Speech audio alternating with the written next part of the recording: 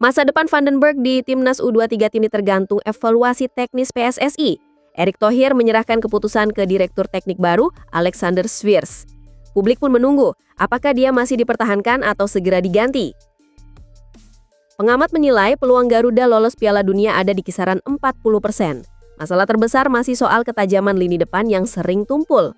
Laga melawan Irak disebut bakal jadi penentu apakah mimpi itu bisa jadi nyata. Patrick Kluivert menegaskan kalau Garuda harus lebih sabar saat menghadapi lawan dari Timur Tengah. Menurutnya, emosi justru bikin tim kehilangan fokus dan peluang. Ia optimis pengalaman lawan Lebanon jadi modal berharga untuk kualifikasi Piala Dunia.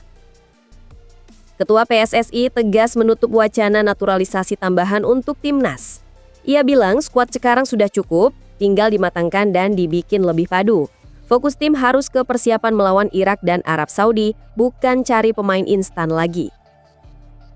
Setelah gagal di Piala Asia U23, Vandenberg pasang syarat kalau mau pegang tim di SEA Games. Katanya, tanpa pemusatan latihan panjang, hasilnya bakal sama saja. Ia percaya waktu latihan jadi kunci untuk bikin tim lebih kompak. Jangan lupa klik tombol subscribe dan aktifkan lonceng notifikasi agar Anda tidak ketinggalan setiap pembaruan penting dari kami. Simak selengkapnya hanya di Timnas Gol ID. Masa depan Gerald Vandenberg di Timnas U23 Indonesia kini sedang berada di ujung tanduk. Setelah kekalahan tipis 1-0 dari Korea Selatan, muncul banyak pertanyaan. Apakah pelatih asal Belanda ini masih akan dipercaya atau justru diganti?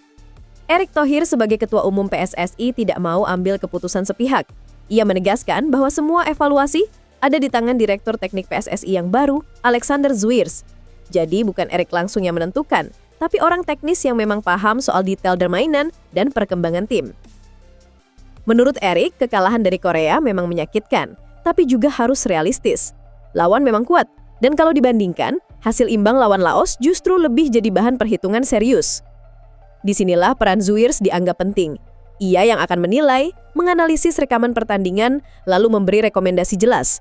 Apakah Vandenberg masih layak dipertahankan atau sudah saatnya dicari pengganti? Prosesnya tidak sebentar. Erick bilang akan ada rapat bersama melibatkan Badan Tim Nasional, BTN, dan tim teknis. Jadi keputusan tidak diambil hanya karena emosi atau tekanan publik, tapi lewat kajian yang benar-benar matang. Yang jelas, posisi Vandenberg sekarang sedang diuji. Apakah dia bisa menunjukkan bahwa programnya masih sejalan dengan visi besar PSSI? Atau justru terbukti tidak cocok dengan arah timnas? Semua akan terlihat dari hasil evaluasi resmi dalam waktu dekat. Bagi para pendukung Garuda Muda, ini jadi momen menegangkan. Pasalnya, setiap perubahan pelatih tentu akan berdampak pada persiapan tim di turnamen berikutnya. Publik menunggu, apakah Vandenberg diberi kesempatan lagi? Atau babak baru kepelatihan timnas U23 akan segera dimulai? Peluang Timnas Indonesia lolos ke Piala Dunia 2026 memang lagi ramai diperbincangkan. Setelah uji coba melawan Lebanon yang berakhir tanpa gol, banyak yang langsung menilai kalau Garuda belum siap. Tapi menurut Supriyono, hasil imbang itu bukan cerminan sebenarnya. Ia bilang ada banyak hal yang harus dilihat lebih dalam, mulai dari chemistry pemain, strategi permainan, sampai kondisi fisik setiap individu. Meski begitu, Supriyono tetap realistis. Dengan skuad yang ada sekarang, ia menilai kans Indonesia tembus Piala Dunia masih sekitar 40%. Optimis, tapi belum separuh jalan. Masalah terbesar masih di ketajaman lini depan. Indonesia bisa bikin peluang, tapi sering kesulitan mengubahnya jadi gol. Padahal sekecil apapun peluang yang ada, harusnya bisa dimaksimalkan. Di sisi lain, pengamat sepak bola Kesit Budi Handoyo punya pandangan yang lebih berani. Menurutnya, Indonesia punya modal besar untuk mengganggu dominasi tim-tim kuat Asia. Apalagi, ada tambahan tenaga baru di lini serang. Dengan komposisi ini, Garuda diharapkan lebih berbahaya dan tidak lagi tumpul di depan gawang. Ditambah lagi, sebagian besar pemain sudah cukup lama berlatih bersama. Jadi, chemistry mereka tidak bisa dianggap enteng. Tinggal bagaimana pelatih Kluivert meracik strateginya agar semua potensi ini keluar di lapangan. Namun, ujian sesungguhnya ada saat menghadapi Irak. Laga itu disebut sebagai pertandingan hidup mati. Kalau bisa menang, jalan ke Piala Dunia akan lebih terbuka. Kalau kalah, peluang bisa menipis drastis. Dan kembali lagi, masalah utamanya ada di penyelesaian akhir. Melawan Lebanon, Indonesia sudah berani menyerang, tapi belum bisa bikin gol. Dengan tambahan pemain baru di depan, Kesit memperkirakan peluang Garuda bisa naik ke sekitar 40%. Pertanyaannya sekarang, cukupkah angka itu untuk mewujudkan mimpi besar lolos ke Piala Dunia 2026? Jawabannya akan segera kita lihat di lapangan. Patrick Kluivert punya pesan penting untuk para pemain timnas Indonesia. Usai laga melawan Lebanon di FIFA Matchday, pelatih asal Belanda itu mengingatkan anak asuhnya agar tidak gampang terpancing emosi, terutama saat menghadapi tim-tim Timur Tengah yang dikenal lihai memainkan tempo dan fisik. Dalam pertandingan itu, Indonesia memang terlihat dominan dalam penguasaan bola. Tapi anehnya, dominasi itu tak berbuah manis. Jai Itzas dan kawan-kawan bahkan tak mampu melepaskan satu pun tembakan tepat sasaran. Lebanon justru lebih pintar mengatur ritme, seringkali menggunakan cara-cara yang bikin lawan kesal. Situasi itu sempat membuat emosi pemain Indonesia naik. Kluivert mengaku sudah sangat paham dengan karakter permainan semacam ini. Dia menegaskan, Garuda harus tetap tenang kalau ingin melangkah lebih jauh. Menurutnya, emosi hanya akan membuat tim kehilangan fokus. Meski begitu, Kluivert tetap memberikan apresiasi tinggi. Ia melihat para pemain sudah menunjukkan usaha besar meski hasil akhir tidak sesuai harapan. Baginya, pertandingan ini bisa jadi pelajaran berharga sebelum masuk ke putaran keempat kualifikasi Piala Dunia, di mana lawan yang menunggu jauh lebih berat. Secara keseluruhan saya bangga dengan tim.